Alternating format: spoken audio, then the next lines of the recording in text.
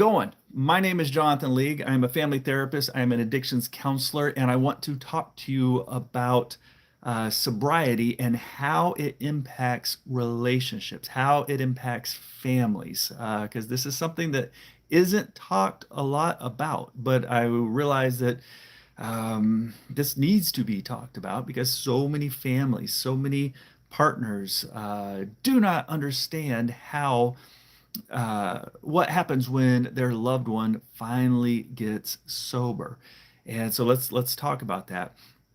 Um, in the beginning of this, I want to make sure that you understand that I am no way uh, putting down or shaming anybody. That is not what I'm about. I know when I talk about these things, they're sensitive topics. They're things that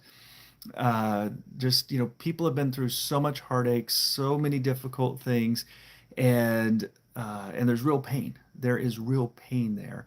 And so a lot of times when we're talking um, about the choices you have to make and the things you've gone through, sometimes it can sound like we're making light of the situation, and that is never my desire. My desire is to speak straight about what is relevant to you.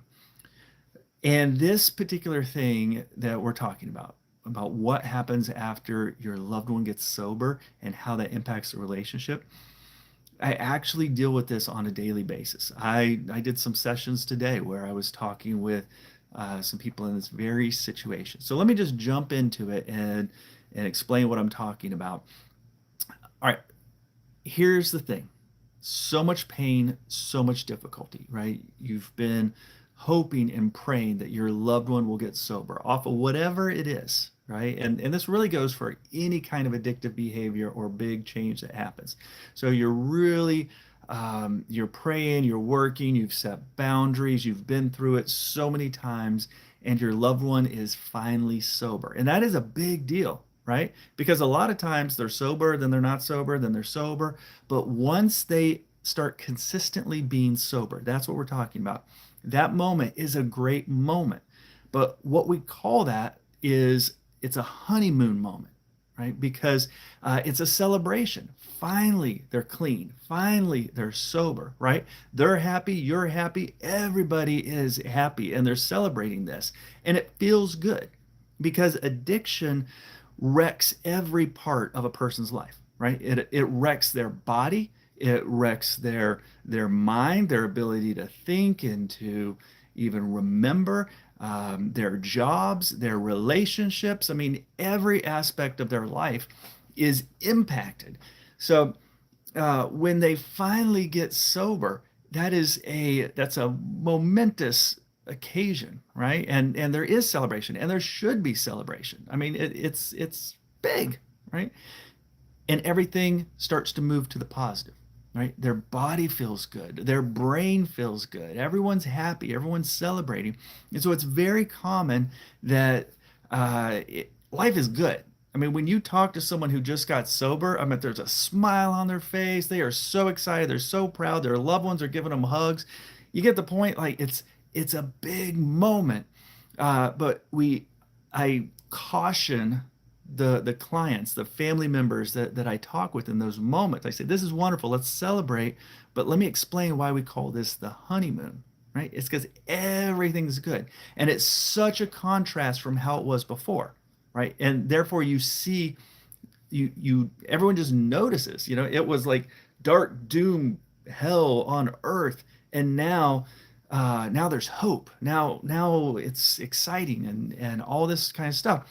So everyone's excited, but what comes later? And some people ask me, when does it come? It varies, right? But what happens is the reality of life starts to kick in, right? The stressful part of life, right?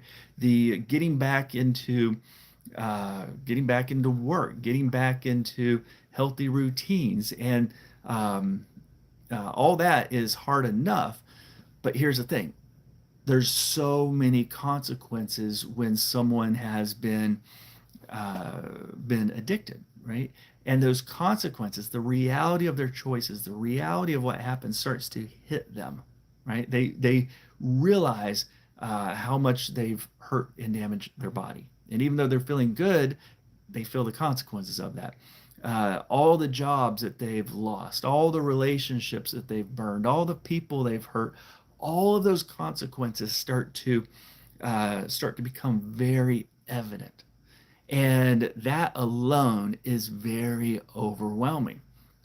And honestly, that's when a lot of people go back to their drug. They go back to their substance, right? They go back to their addiction because they're too overwhelmed with all the consequences that their addiction created. But let's say they stay sober, right? They make it through that first wave of consequences. There's another wave that hits, right? And this one is more about emotions, right? It's more about shame, the shame of everything they've done, right? It's hard to look at their partner and have a conversation without realizing how much they've hurt that person or their parents or their family members, right? It's hard for them to make it through a day without the memories of what they've done and the reality of all the time that they have wasted hitting them, right? And so it's this wave of shame. It's this shave wave uh, that just crushes, right? It's so crushing. And what you see in that moment is it's too overwhelming. It's too overwhelming for that addict in recovery. And here's something that happens. It almost always happens.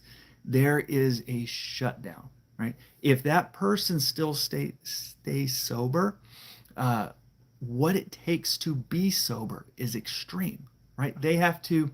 Uh, they have to deal with all their consequences, all the memories, all the shame coming down on them, and its consequences, but the reality of what it takes to get back up on your feet, right? I mean, they might be starting from square one. They are starting square one with so many things.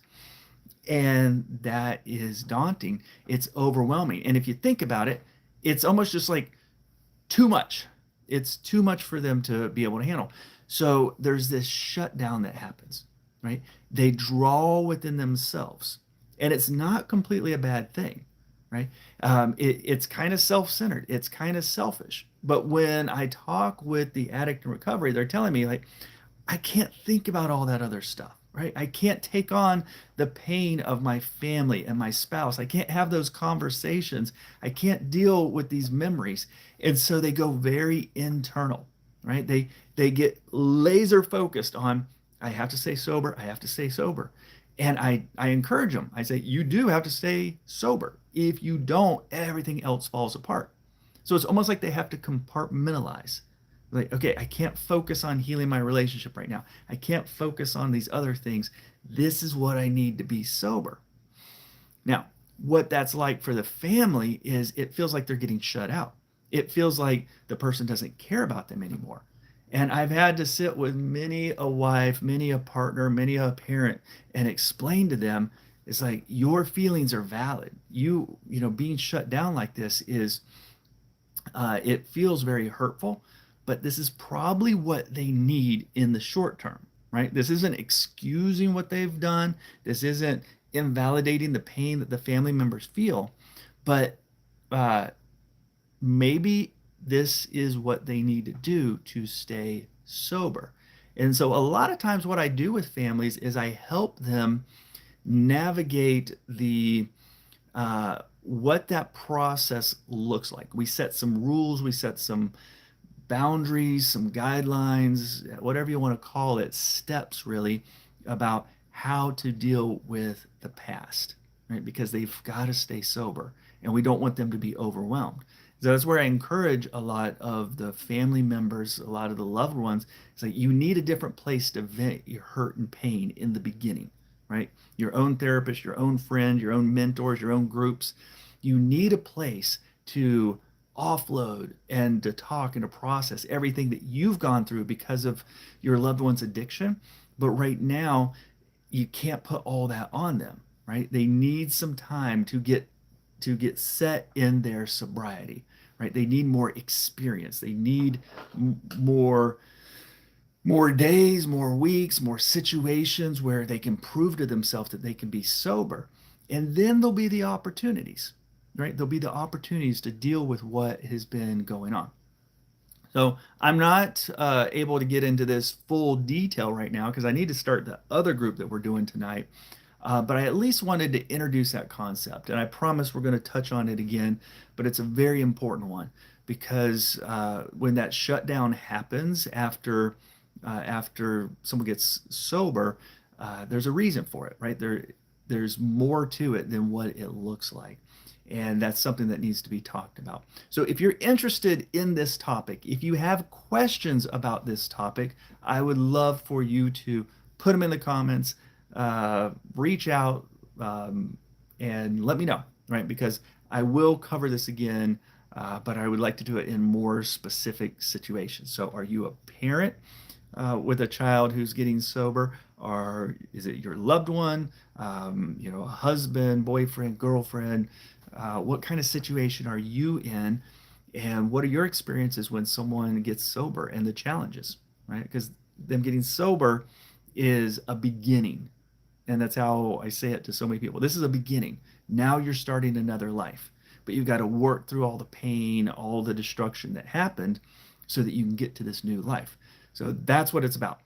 One last thing as I'm wrapping up.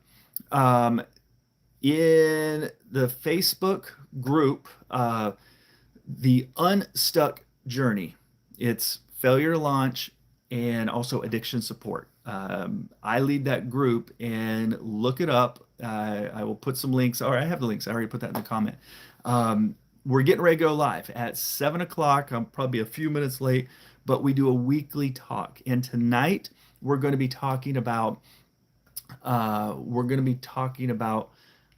adult children and the parents who are concerned about their behavior. They're worried about them doing something extreme, getting violent, um, do really risky behavior, or isolating to the point that it's very unhealthy and shutting down. And it's like what to do with those fears when your loved one doesn't have directions and they're stuck. And addiction is a big part of that as well.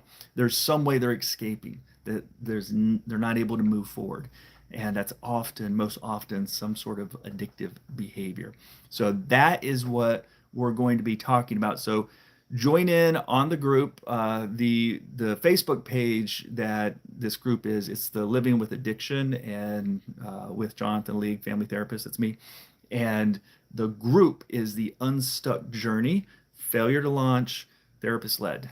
And I believe I put the info in the comments. So I'll trim all this video up later for those of you who are watching it later. But thank you for watching, and I'm gonna switch over to that group now. You guys have a good night, and I will talk